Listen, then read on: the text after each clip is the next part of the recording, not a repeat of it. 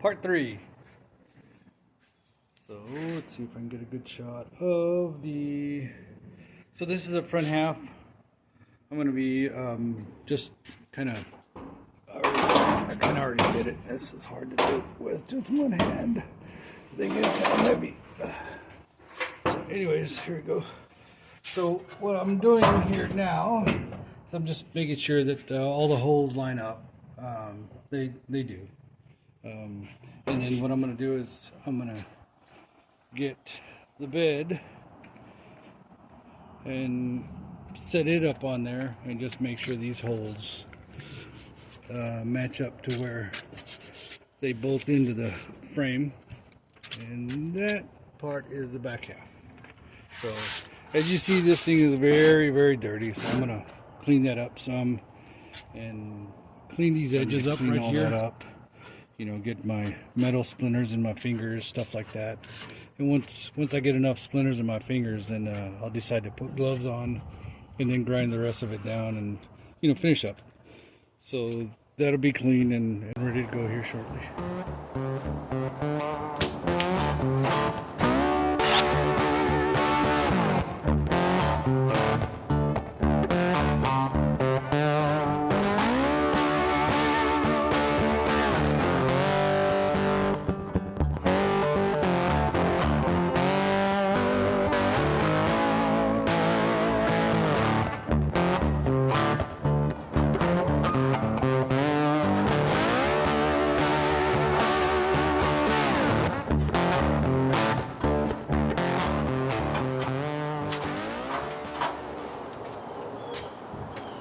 Doing using the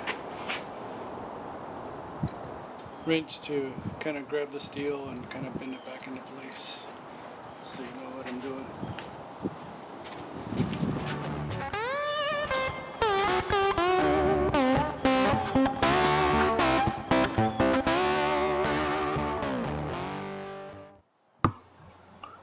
So planes are very loud this day. I'm gonna do the voiceover on this part. Basically, I say I can lift it, but not very easy. Make it to the truck. What I'm going to do is put this on the truck, so I can start tacking. And once it's on the truck, once I get the front end tacked, I can turn it around and tack the back end. This is the back. That's the front. 'Tis hard take. I'm not sure what I said there. Sorry about that.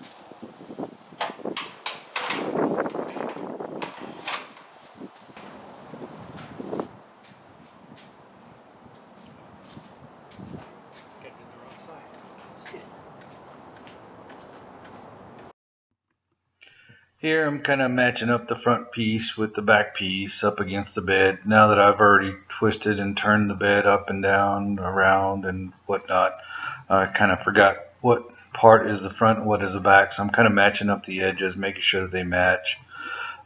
Keep turning the bed around, so just kind of doing all my double checks, making sure I'm not welding up the wrong piece. So that's what's going on here. Enjoy the quick motion there. I wish I could work that fast.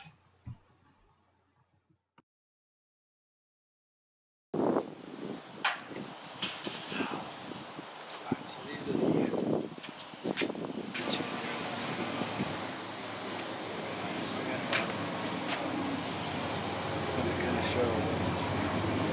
most of you probably already know what these are. Basically this little block comes out. Stick that between the two pieces of metal. And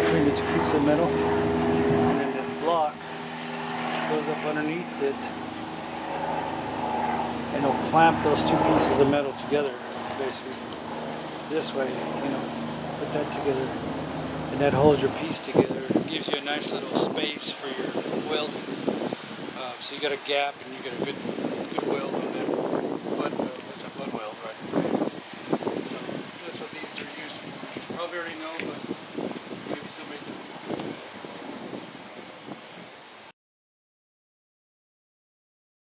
Let's just see what I've done here. So I've matched the seams up pretty good. They're not too bad. Make sure my camera's not too far zoomed out. Oh, that's good. Alright, so there's what they look like installed. And basically what I'm going to do is, the reason I cleaned these edges up was so I could tack these pieces together, and they're you know, semi-flush, right? They're not gonna, it's not gonna be perfect. This is not a this is a floor that's gonna get used like the floor of a bed of a truck, right? So it's not gonna be as I mentioned before, I don't plan on it being a show truck. I want it to be a driver. I want to enjoy it, have fun, throw stuff in the back if I need to, not worry about scratching it. Alright, next is the welder. Alright, sorry about that. Let me get this back over where you guys can see it. I think that's good. Let me make sure. Yep, looks pretty good. Zoom out a bit. Right.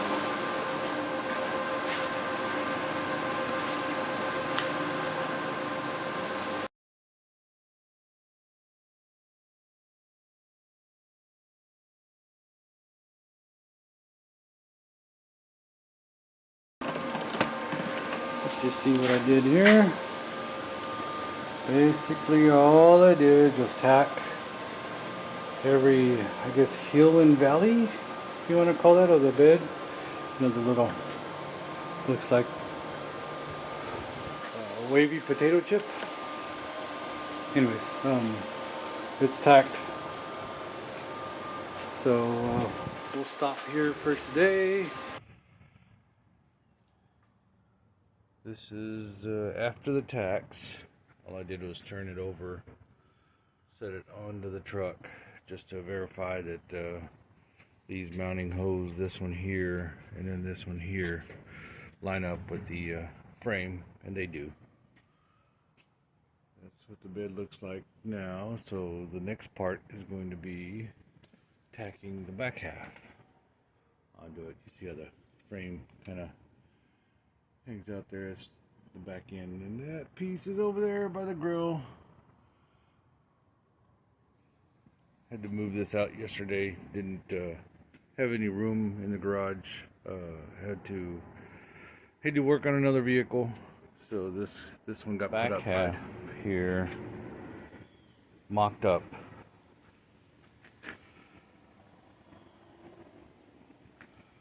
And used screwdrivers. I have got enough of these. And these are actually just in the holes that are going to secure the bed to the frame. So up there I had a bolt. I had to use a screwdriver for that one, and then these front ones, like this one here, the bolt, you can't see it, but the bolt is still in it. So you see the bolt there. It's in it. Then on the far end, you can see the screwdriver all the way through there. This one here, see how the screws all the way through. So these are in. Can't see that. I have to get that from the inside. Let's see. You'll see that one there, and you can't see the other one. All right. This one here. Okay, so that was the inside one. This is the outside. This is the one for this back half here. So these are all in place. I wanted to tack the bed with all the holes lining up. So now that all the holes line up, I can get my welder machine out and get these all tacked in. And I should be done mocking the bed.